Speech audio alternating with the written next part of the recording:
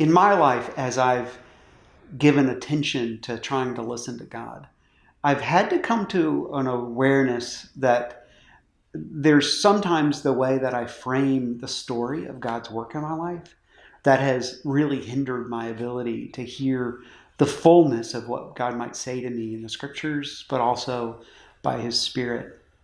And it's taken me a while to understand it and to unpack the full arc of God's story. And when we think about stories, it's almost always critically important that we start in the right places, or we have the story fully told. And when we truncate that story, either from the beginning or the end, we can do damage to the whole arc of the story. And I think I've done that in my own life in the Lord. I grew up in a very traditional kind of American Christianity, influenced by sort of movements in faith out of the charismatic movement and the Episcopal Church, by the parachurch movement and the Varsity Christian Fellowship and Young Life. Really solid places, and I'm so grateful for all that those institutions and organizations brought me into. Again, that was the Episcopal Church, the Presbyterian Church, parachurch ministries, home churches, all with great love for me and an example of what it meant to follow the Lord. But in that tradition, for me, the gospel always started in Genesis chapter 3. It always started with the primary reality about my life was that I shared in Adam's sin. That when Adam and Eve, the first humans, rebelled against God and chose to become ruler of their own life, I enter the story at that point.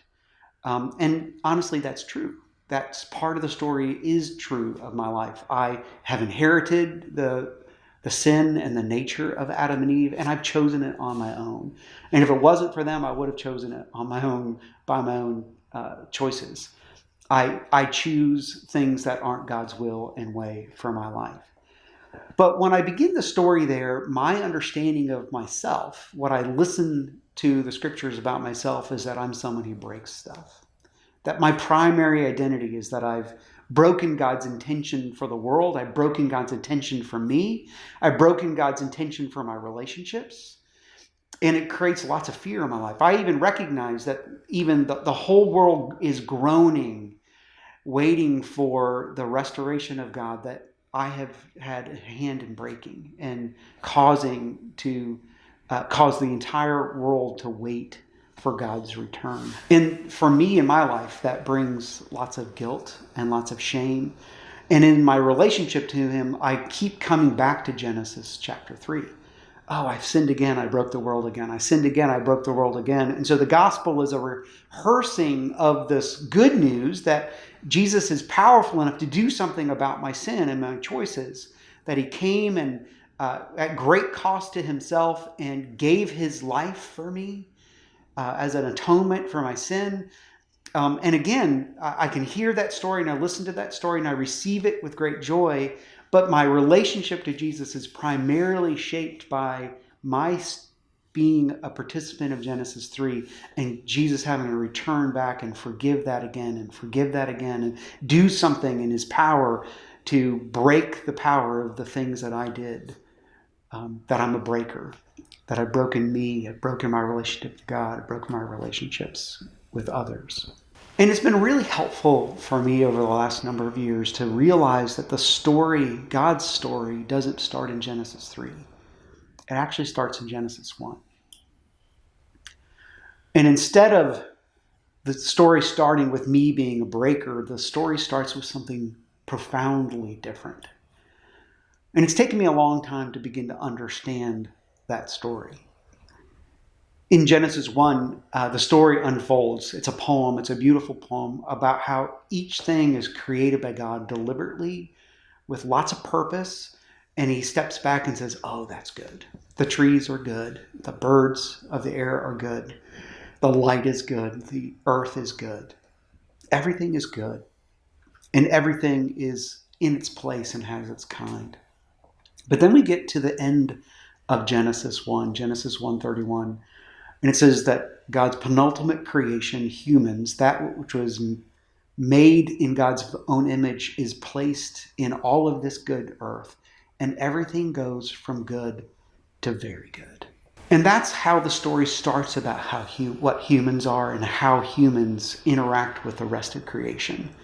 We are, because we're the image of God, designed to make things better. Instead of being a breaker, we are something that increases everything that God wants to have be in the world.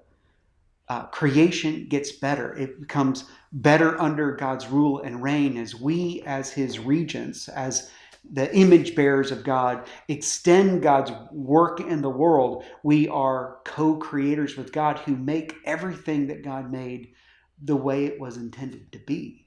So the story starts in Genesis 1 with the image of humans being someone not that primarily break things, but that make things better. In the goodness of the gospel, the greatness of the gospel, in my mind, isn't just that Jesus redeems my life from being a breaker, which he does. Genesis 3 is still in the story. And the cross is still in the story. And the resurrection is still in the story. And the atonement is still in the story. And my forgiveness is made sure by Christ. I am redeemed from all of that. And it's no longer held against me. And I have this hope for life that starts now and will go on to eternity. But not only am I redeemed, in the goodness and the greatness of the gospel, I'm restored. I'm restored to this son of God or daughter of God, who is restored to a person who is now an image bearer of God and a co-creator of God, sent into the world now, not just for the hereafter, now to make the world better, to have it go from good to very good. And when I begin to see myself in that whole story of the gospel, I begin to imagine this greatness of God, who is not only big enough to redeem my sin, but great enough to restore me to who he intended me to be. My sins get cast into the sea of forgetfulness that we hear about. They're not held against me anymore. They're removed from me as far as east is from west, in a straight line into eternity. God chooses to forget, not because he is forgetful, but because he chooses not to have them held against me. And that's the arc of the whole story. Redeeming my life from my sin and my choices, but restoring me to who God intended me to begin with. Like all creation, to be a co-creator with him and to restore what God's doing in the world, but to do it uniquely the way he made me. To do it in the way that my personality comes out, the way I uniquely inhabit God's image in the world. To be someone in the restoration of God, not just the redemption of God, that God says, oh, that's my son, and whom I'm very well pleased.